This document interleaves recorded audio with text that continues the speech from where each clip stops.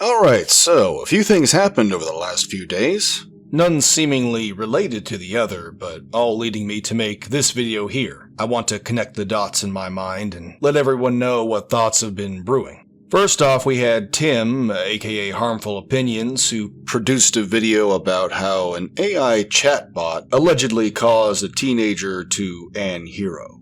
You can't have a conversation with a chatbot. It's not really what's happening, but I feel like the colloquial manner of talking about it is misleading people.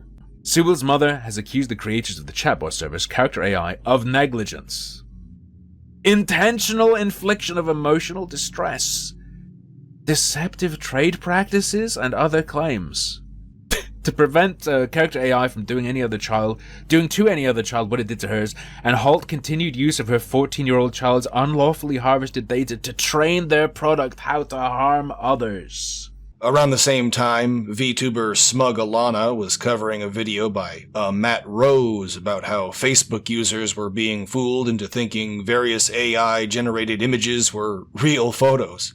I was over Christmas with my mother. She didn't know I was making an AI video, and she said, "Hey Matthew, look at this. How great's that?" I'm telling you, man, boomer parents are crazy. I said, "Mum, that is definitely AI." She went, "Matthew, I don't think so." Still not as bad as some of the shit on that group. Did this really happen, or this some kind of pic? Oh, honestly, it's enough to drive you completely mad. I can't The pencil, bro, the pencil. deal with this anymore. Look. How do they not know? Look at the fucking pencil! And finally, the YouTuber Smudboy sent me a comment on one of my community posts asking me what a grifter was. Now you can read my replies to him, but after deliberating about it with some friends, I realized the term grift has become co-opted by bad actors who use the word for purposes that are completely removed from the way I use the term. In light of that, I have decided to abandon regular use of the term grifting and have instead been inspired by a new term, Slop tubers, which I owe to YouTuber Uric869, who made this comment on my community post.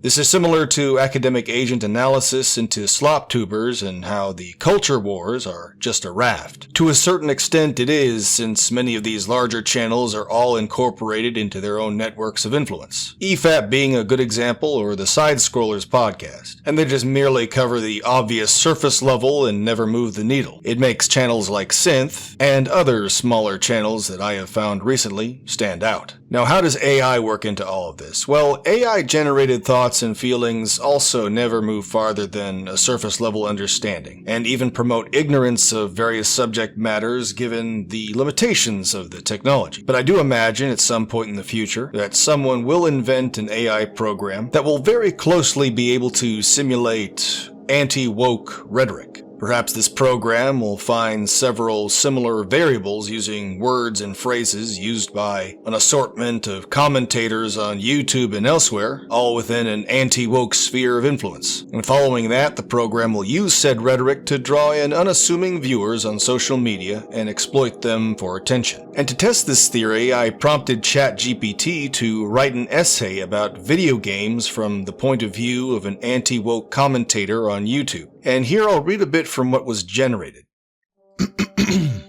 In recent years, the gaming industry has become a battleground for cultural debates, with the rise of woke ideology increasingly influencing game development and storytelling. As a commentator observing these trends, it is crucial to understand the implications of this shift, not just for gamers, but for the broader cultural landscape. The imposition of political correctness in video games threatens to undermine the very essence of what makes gaming a beloved form of entertainment. At its core, gaming is an art form, and like all art, it thrives on freedom of expression. However, the current trend toward wokeness often leads to a dilution of creativity. Developers, fearing backlash or boycotts, may feel pressured to conform to socially acceptable narratives instead of exploring original ideas. This results in a homogenized gaming experience where safe themes and characters overshadow innovative storytelling. For instance, many blockbuster titles have shifted from nuanced character development to token representation. While diversity is important, it should not come at the expense of well-crafted narratives. Games should focus on compelling stories and gameplay, rather than ticking boxes on a diversity checklist. The result is not only a loss of creativity, but also a disservice to marginalized voices that deserve authentic representation, rather than tokenization.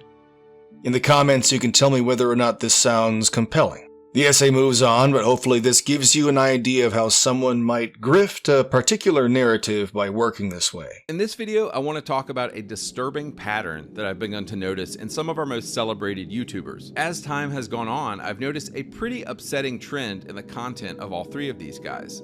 Have you noticed these three creators never call anything woke? Some of my viewers might be familiar with the whole debate that took place between Andy Pants Gaming and the Act Man a while back. I found your old video on political bias in game journalism. And again, it's like, this is a good take. But see, like, the audience you've cultivated is not going to like something that you say here. Oh, great. I can't wait. Yeah, these are your words. The more gay, lesbian, trans, and female characters we have in games, the better.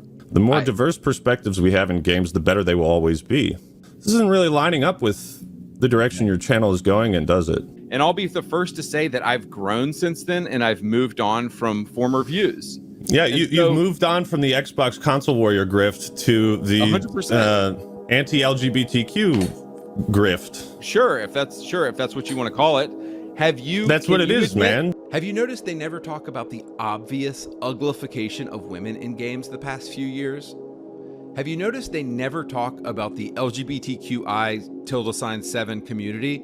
At a glance, Andy Pants may have sounded like he was informed about anti-woke rhetoric, but as we know, closer inspection revealed this was not the case. Conversely, every time you watch Endymion, Jay the Concept, Synthetic Man, Short Fat Otaku, or Andy Pants, we are going against the woke agenda and the woke mind virus. And now I'm wondering, did Andy Pants just use some AI program to write a compelling script? And even within this generated essay, discerning eyes would notice such things as saying, diversity is important, or disservice to marginalized voices that deserve authentic representation. All works into the woke narrative, not against it. But less than discerning eyes would not pick up on those things. Other nuances include phrases which I've also heard actual YouTubers use before, things like ticking boxes on a diversity checklist, and homogenized gaming experience. So just be aware when certain people use particular words or phrases, because they might just be reading off an AI prompt. And so to bring this all to a conclusion, I think we are likely to see more slop tubers attempt to capitalize on the popularity of anti-woke rhetoric. This would be regardless of how accurate it is to reality, and whether or not it moves the needle, as Yurik869 was saying. And included there is any slop tuber who might capitalize on AI programs to generate video essays that may sound compelling to viewers who are not so discerning. Then, next thing you know, they're subbing to the channel, they're liking videos based on clickbait titles and having watched only the first 10 seconds, affirming what they already believe in, and they're leaving comments like based and that one quote from Tolkien that everyone uses.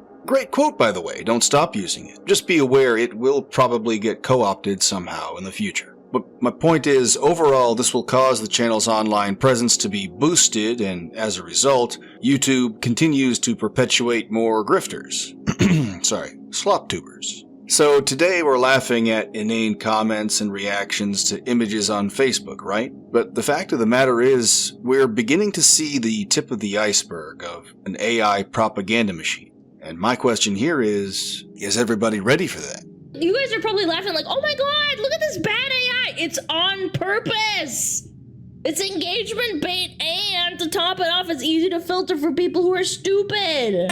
Enquow get him. Birthday cake emoji, smiley face emoji, red heart emoji. Think that's supposed to be encourage him. Still not as bad as some of the spellings in the comments from real people. Looks yummy. Grest job. Grest job. Oh, sorry. Very.